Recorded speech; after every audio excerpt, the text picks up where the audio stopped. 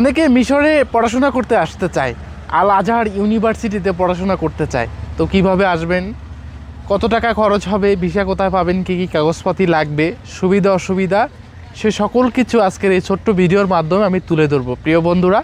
তো কথা না বেড়া চলুন শুরু করা যাক, লেটস গেট স্টার্ট।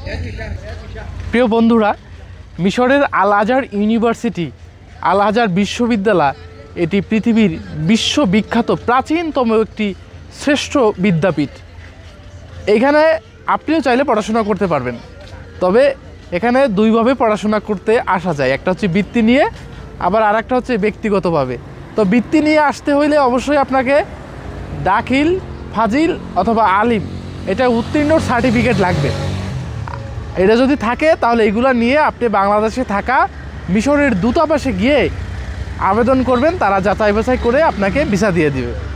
আর যদি আপনি ব্যক্তিগতভাবে আসতে চান সেক্ষেত্রে অবশ্যই আপনাকে বাংলাদেশের ফরেন মিনিস্টার থেকে অনুমতিপত্র নিয়ে মিশরের যে শিক্ষা মন্ত্রণালয় আছে সেখানে আবেদন করতে হবে। এর জন্য আপনি যে কোনো এজেন্সি অথবা কারো সাহায্য নিতে পারেন, এখানে যে স্টুডেন্ট আছে তাদের সাহায্য নিতে পারেন, অবশ্যই আসতে পারবেন।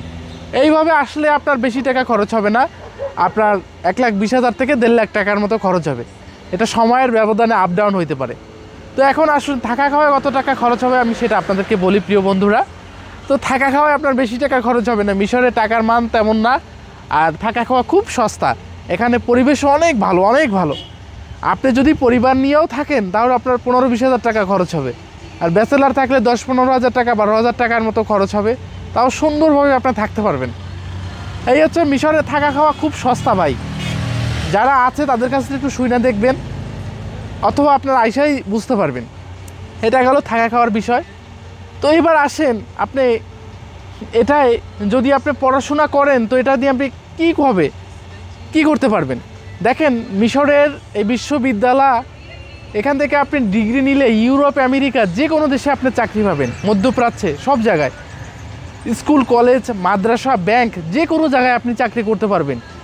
মিশরের এই বিশ্ববিদ্যালয়ের ডিগ্রির অনেক মান। এখান থেকে অনেক অনেক বিশ্ববিখ্যাত স্কলাররা পড়াশোনা করেছে এবং তারা জ্ঞান বিতরণ করছে সারা পৃথিবীতে।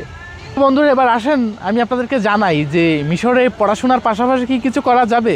দেখেন, আপনি যদি ওইভাবে মন দিয়ে পড়াশোনা করেন বা পড়াশোনা করে আপনি ভালো একটা ইসলামী স্কলার হইতে চান, সেক্ষেত্রে আপনি পড়াশোনার পাশাপাশি তেমন একটা কিছু করার সুযোগ পাবেন না, কারণ আপনাকে পড়াশোনা করতে হবে মন দিয়ে। আর যদি আপনি চান যে না, পড়াশোনাটা, সার্টিফিকেট, ডিগ্রি এটা আমার পার্সোনালিটির জন্য থাকবে, তাহলে অবশ্যই আপনি পড়াশোনার পাশাপাশি করতে পারবেন। মিশরে অবস্থিত বাংলাদেশি যে ছাত্র ভাইয়েরা আছে, অনেকে বৃহৎ বড় একটা অংশ ব্যবসা বাণিজ্য করে, এবং তারা বাঙালির এই কমিউনিটি, বাঙালির যে ব্যবসা বাণিজ্য তারাই নিয়ন্ত্রণ করে থাকে।